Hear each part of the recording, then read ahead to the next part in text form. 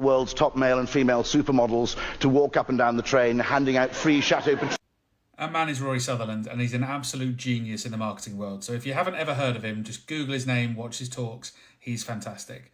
What he's talking about in that video, and I implore you to go and watch it, is how about 2 decades ago, the Eurostar spent billions of pounds speeding up their trains because it was taking too long to get from London to Paris. And what he says is if you had have just made the quality of the journey better, people would have stopped complaining about it. It's a great example. Go and watch the rest of the video.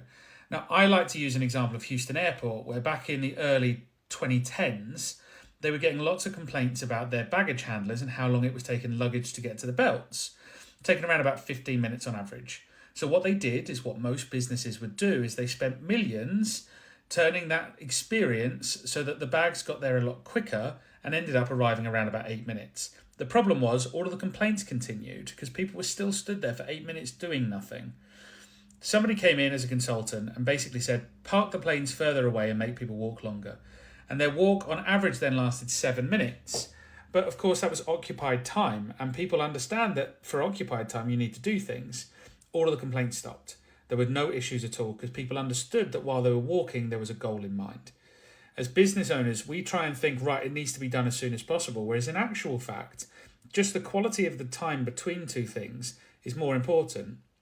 If you sit down at a restaurant and they say food is going to take around about 40 minutes, I hope you don't mind. If it comes out in 35 minutes, you're laughing. If you don't say that sentence and it takes 35 minutes, on half an hour, your guests are going, where the hell is my food? Or at least I am. The quality of somebody's time during their experience is more important than speeding things up.